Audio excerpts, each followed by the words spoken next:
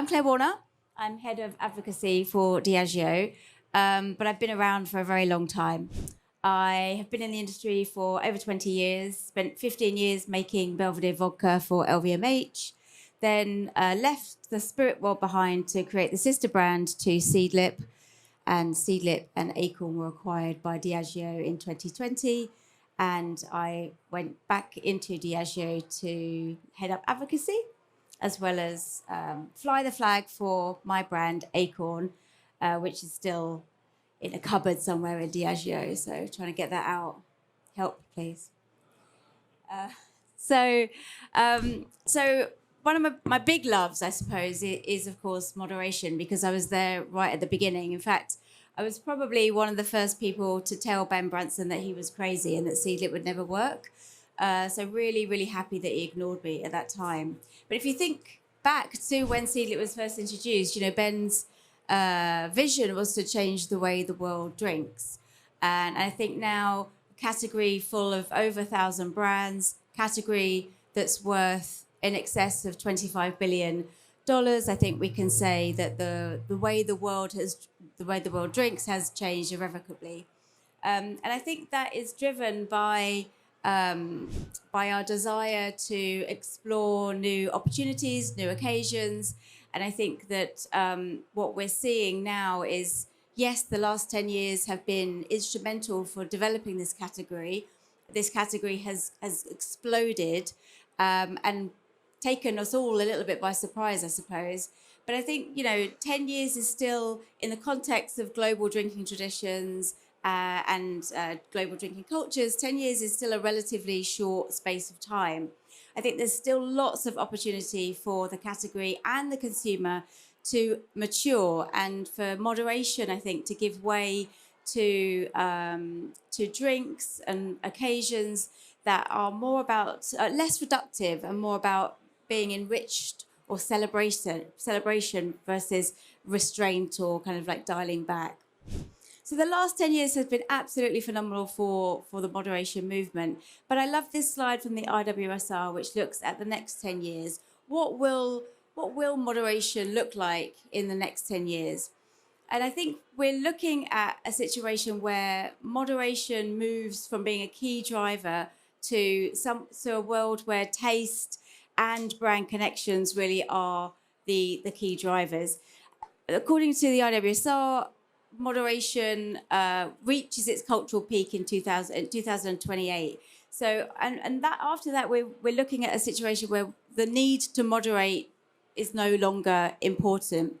Not necessarily because we are returning to kind of heavy drinking, but more because there's less, you probably can't see what it says up there, but less sort of societal pressure for us to avoid consumption. We're also seeing Generation Alpha, how exciting, reach legal drinking age, and the sort of younger Gen Zs also come of age. And they will be selecting No and Low not because it doesn't contain alcohol, but rather that it is delicious and speaks to their values or speaks to their lifestyle habits. It's bringing something more to them than just simply being something without alcohol. I think we are really also seeing lots of investment in technology. So from, I think it says 2030, brands that are sort of introduced at that time will be flavor forward, will be thinking about function over simply being alcohol free. So this is a real challenge and an opportunity for brands to develop in a space that becomes less about alcohol reduction and more about connecting with lifestyle, with being sort of emotionally resonant with the Generation Alpha and Gen Z consumer. We really want to get to a place where alcohol kind of becomes beside the point, and instead we're looking to select brands based on their flavour, their function, and their ability to deliver on their brand promise. Alongside the next 10 years, what I'm really excited about is how luxury is developing into the new space of longevity. So this, I think, is going to be a key driver for moderation. Luxury is absolutely evolving. According to the Global Wellness Institute, the luxury longevity industry, and there is such a thing, is now worth $610 billion.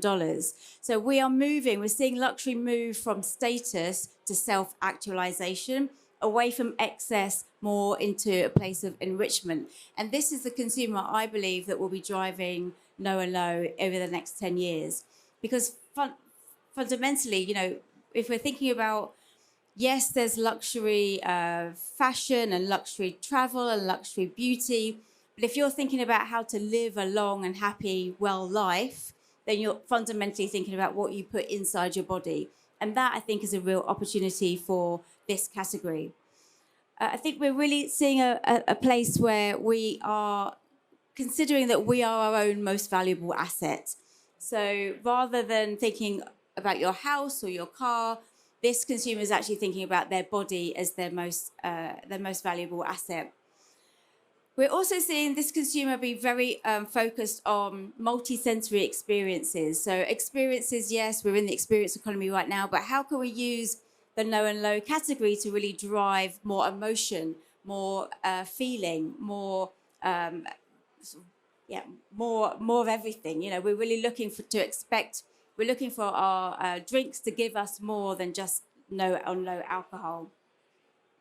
So a huge shift towards meaningful experiences and multisensory moments.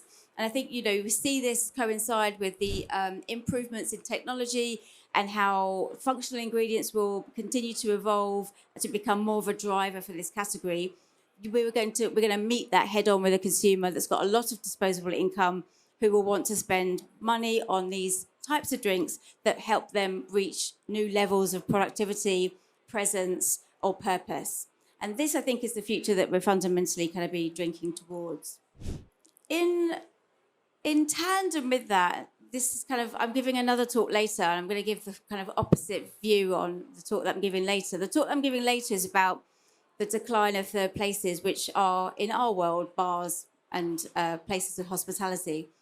But I think what we're also seeing for this category, for moderation, is, yes, bars might be declining. Unfortunately, they are. We're losing 50 pubs a month in the UK. Third places are becoming less relevant to the Gen Z and Gen Alpha consumer. What is emerging are fourth spaces. These are sort of physical places that transcend physical location. They are really there to kind of bring your online persona offline and help you connect with people who share similar interests and passions to yourself.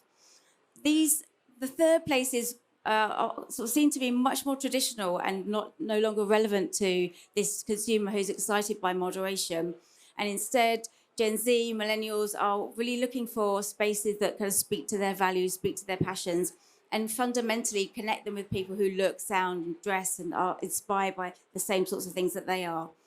This is really where, again, we're going to see a lot of moderation move into these four spaces. You can see the stats there. 95% are interested in exploring their online interests through in-person events, and sober curious events grew by 92% with a 51% attendance rate.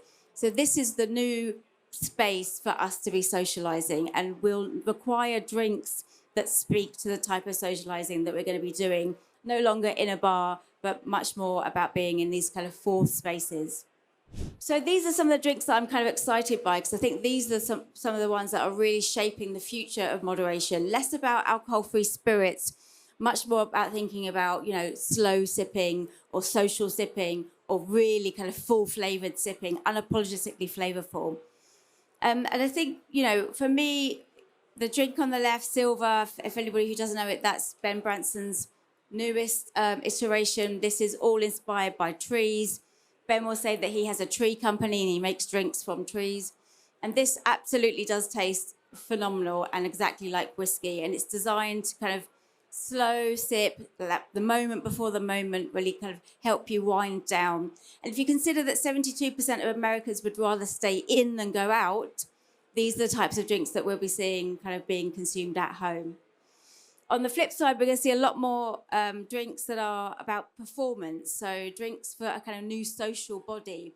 So this is where fitness meets function and biohacking. So social sips. So for instance, 3 Spirit, Kin Euphorics or Hyo, these are all designed to kind of like give you a lot more of a performance boost. And then finally, flavorful sips. So Petivo, not yet available here, but absolutely unapologetically full of flavor. And they just partnered with Ottolenghi recently, and that bottle sold out in 3 days. And this is no longer about talking about no and low, but this is really talking about a celebration of flavor, function, formats, the beautiful packaging. It's about being uncompromising with this category versus only talking about the fact that it contains no alcohol. So finally, I think, what we're seeing for me is a real key driver for moderation is this intersection with luxury, health, and fourth spaces. So the future of luxury is really isn't what you have. It's not about the excess that you were craving. It's about how you live, how you feel, how long you want to live happy and fulfilled. And moderation and the drinks that will be coming into this space will enable us to have more connection, more presence, more flavor, and more vitality. So if you're thinking about there's no more headspace in the no and low category, I would urge you to think again, because I think today the biggest opportunity is to create products that help us live longer, happier, healthier lives. Not just about talking about taking alcohol out of our lifestyle, but more about how much more we can do in the spaces that we're creating that speak to our personal passions. So it's not really our job just to refresh anymore. It will be our job to restore these consumers.